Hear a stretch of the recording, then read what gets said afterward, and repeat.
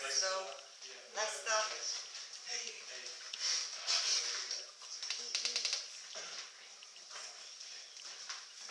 And we're going to be setting up a Facebook account and mailing list and everything very soon. So it's a pleasure to introduce the first speaker, Santos Bonacci.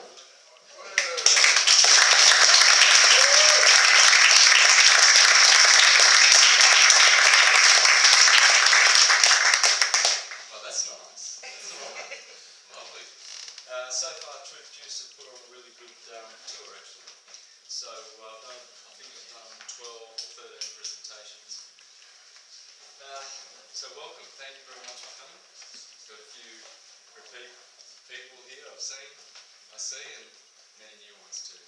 Today we're going to do the subject of the science of light and the raising of the chrism, the alchemical work, the good work, the magnum opus, the raising of the consciousness, the philosopher's walk, the philosopher's path.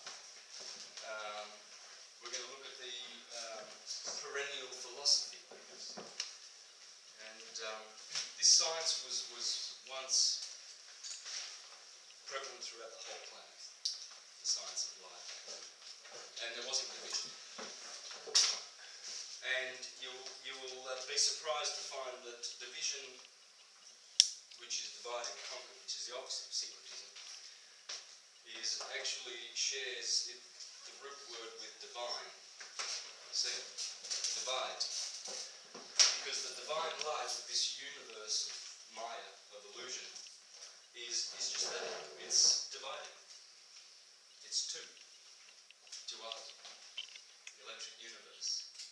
And so this is the divine science, the science that explains light. Firstly, of course, electric light, because we know it so well. It's earthy. It's an illusion. We say that there are 92 or so elements. People like Walter Russell say there aren't any elements. They're just vibrations.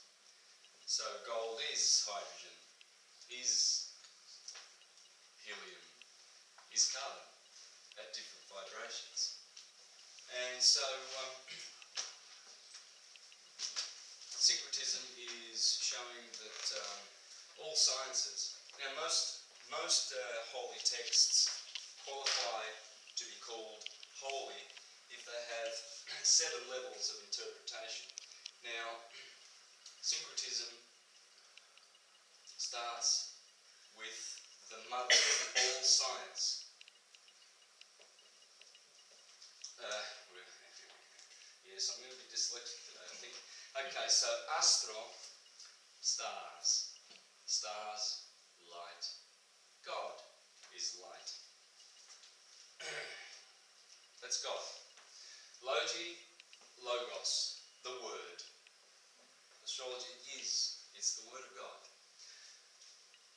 So this will be one level of interpretation, complete interpretation that the sacred text will have.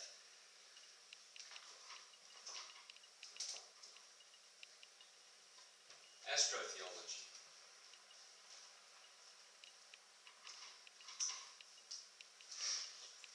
Astronomy.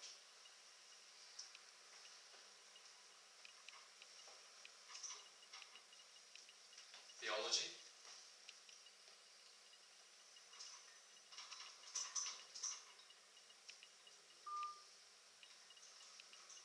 Biochemistry. Excuse me for my horrible writing. Alchemy. Today we call that, physics and chemistry, but it's biochemistry and alchemy. Well, modern day chemist, whether he knows it or not, comes from this. Al is Allah, El, light. 7, and we would need, so we've got theology and sacred geometry.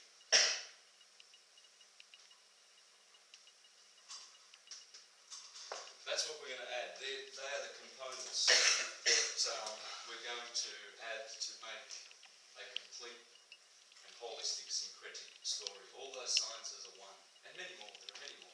There's numerology, There's Kabbalah, there's Tarot, Torah, same word, etc., etc. But those would be the basics, because from these, the archetype is always cast in these different settings. So in biochemistry, Jesus is the chrism, the oil, with cerebrospinal fluid. That's Jesus in biochemistry. And so when you're reading the documents, the holy documents, you will only notice this and perceive it if you know that that is in the document, you see. Otherwise you'll miss it. And there are many allusions to it, especially in the Gospels and the Jewish texts. But in astrotheology, Jesus is the Son. And Abraham and Jacob and Bacchus. You see, so we have a sun in our bodies, in our temples, below, which is doing exactly what above is doing. You see? So we get to know that we have the same archetypes. What is above is below. What is within is without. And in astrology, of course, that archetype, the sun, is the spiritual light in your birth chart, your spirit, the spiritual force. Not the physical, it's the spiritual force. So in astrology, you're looking for that, the placement of the sun. Where are you born? In Aries? If you're born in Aries, you're different to somebody born in Taurus. Because on that 30 degrees of the ecliptic, that the sun is in the sign of Aries, from the 21st of March to the 21st of April, it's the tetrahedron territory. Then on the 22nd, the hexahedron. So sacred geometry comes in, you see.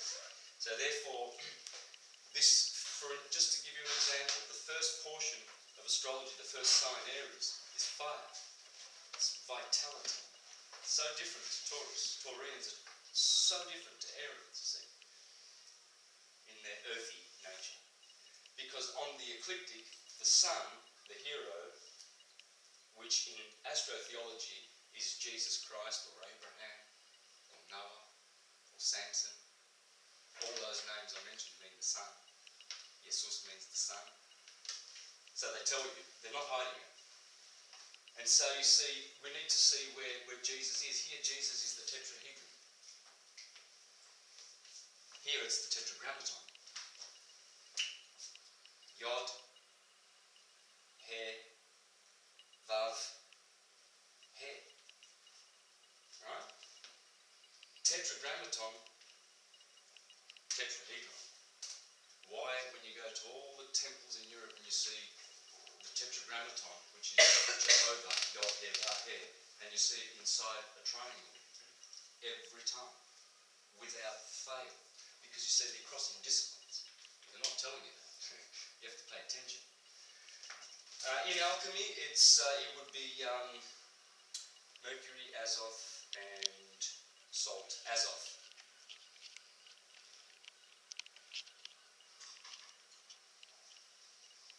Biochemistry, it's chrism. See, so we need to, and in astronomy, well, it's the sun. Sol. Jesus. And if there is a literal one, because there are many people stuck on the historical Jesus, and many enlightened people too, by the way. But, well, so let it be. But you won't find it in the Gospels. Because a Gospel is not a history. A Gospel is a goat spell, or a God spell. Goat is Capricorn. It always is, it always was. So how do we know this? Well, so we got all that, right? Try to remember that.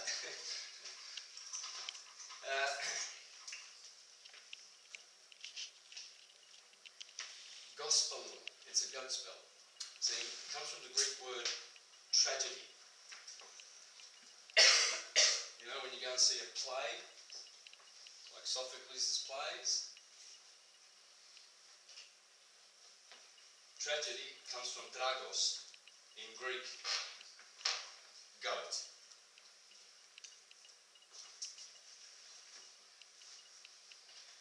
Dragos. Udi is ode, song, play, verse. We live in a universe. That means gospel. So, Dragos Udi is the song of the goat. The goat is Capricorn. You see, Capricorn is the builder. I build, says Capricorn. Cardinal Earth. Earth is built. It's the Masonic sign. It's the bottom of the signs, cardinal Earth. The bottommost element is always Earth. Earth is at the bottom. It's the most solid. Then water, then air, then fire. This is the tetrahedron, fire, Jesus, you see. And so cardinal, there's three modes of each of these. Cardinal, fixed, mutable, cardinal, fixed, mutable. Each element has three modes. Cardinal means birth, fixed means growth, and mutable means destruction. We all grow, we're all born, we grow, and we die, right? So Capricorn is cardinal Earth. You see, that's why the sun is born on the 25th of December. That's in Capricorn, hence Jesus' birthday is the 25th of December, hence he is a carpenter, because Capricorn is I build.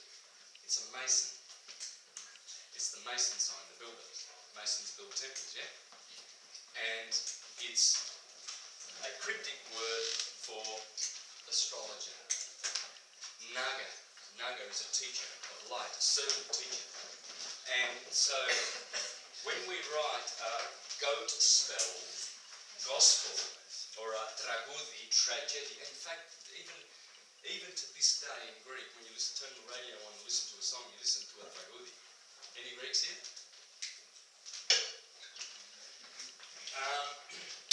And that's the builder, you see. That's the carpenter's sign. I build. I use.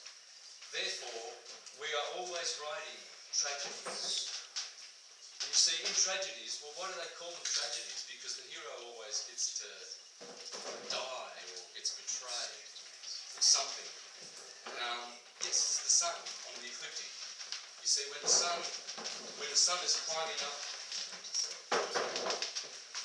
Welcome everyone. More the better. Yeah. Santos, would you like me to close the door? No, that's fine. You love it, don't you? Yeah, relax.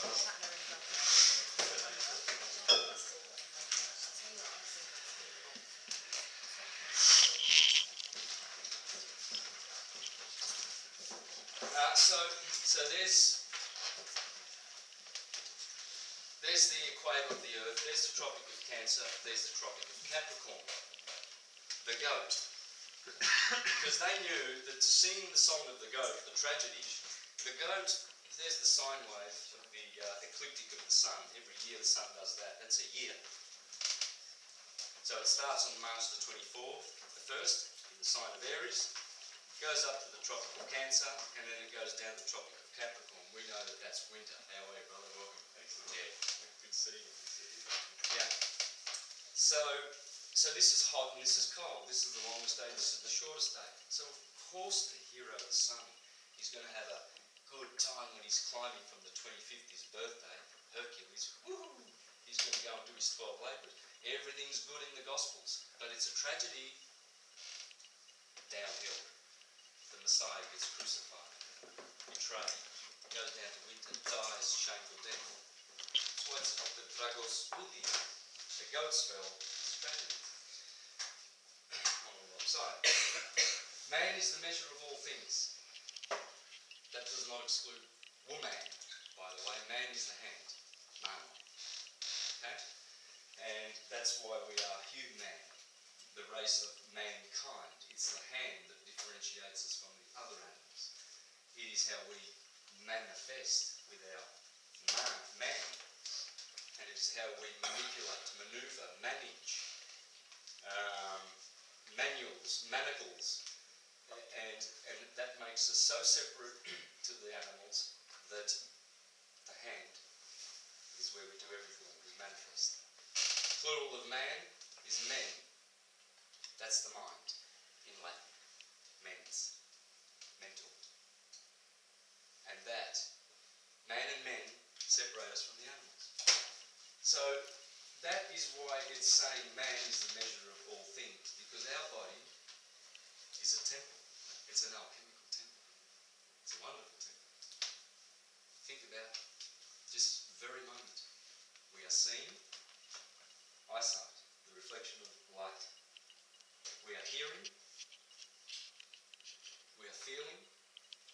perhaps some here are in love, and they're feeling love in their hearts. This is a beautiful temple of love that we are carrying.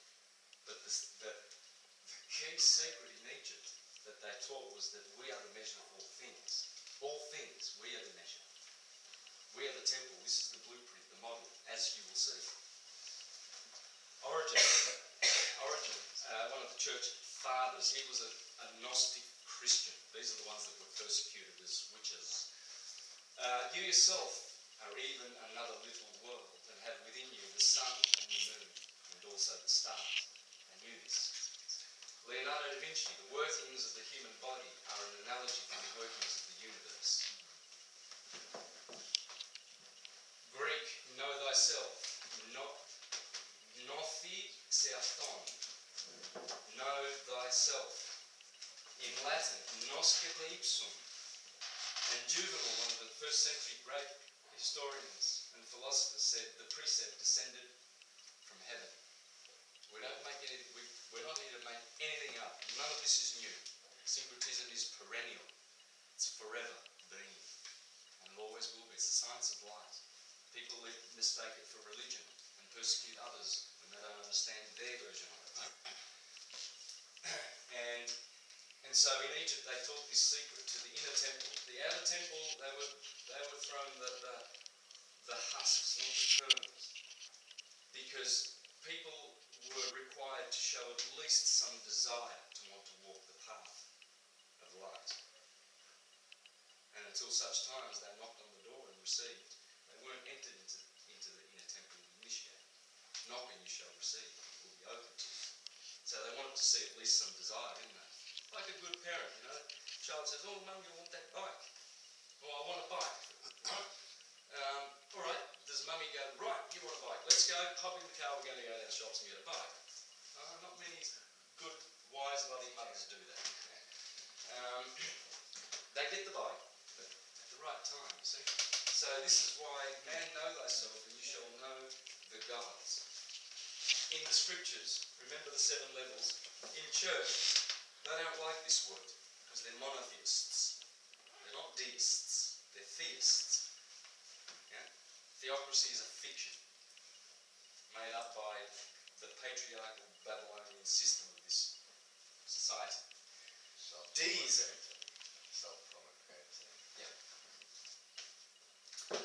And so they don't like that word, but that word has been translated in their scriptures as angels, folks. Angles, astrology, angles of arc, degrees, seconds and minutes of arc. That's where it derives from. And all of the numbers in the Bible, 72, 12, 7, 40, all those holy numbers come from astrology. Excuse me. So, one of the 7 Hermetic laws, the law of correspondence, as above, so below. And you will see that we have roots. The root of our tree is in the brain. The bulb of the cerebellum, that's the roots. And the tree of life, the 2 trees, the tree of life is the vagus nerve that goes through the body. We're going to discuss that today. And this is the science of knowing how we can ascend. Ascension occurs within. It's just a snippet of the books that hold this wisdom. The list can go on. There's hundreds of beautiful books. I've proven and shown you that the Quran is full of astrology. The Bible, I've done that. Plenty of presentations out there. I've done the Ramayana, the Zohar, the Sefer Yetzirah. I've done this.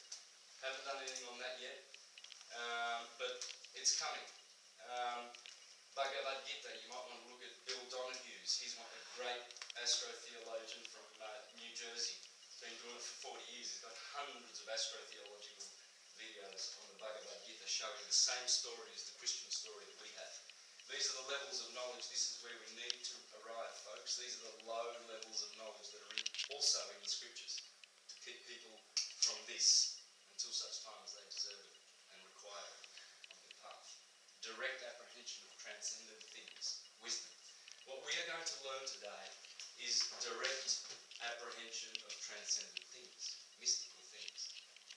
And it's the theme of all scriptures, all nursery rhymes. When you sing Humpty Dumpty Sat on the Wall, you're talking alchemy, folks. Little Red Riding Hood, nursery rhyme, any fairy tale, it's dealing with these 4 levels of wisdom. They're hiding this wisdom, and it's all the science of light.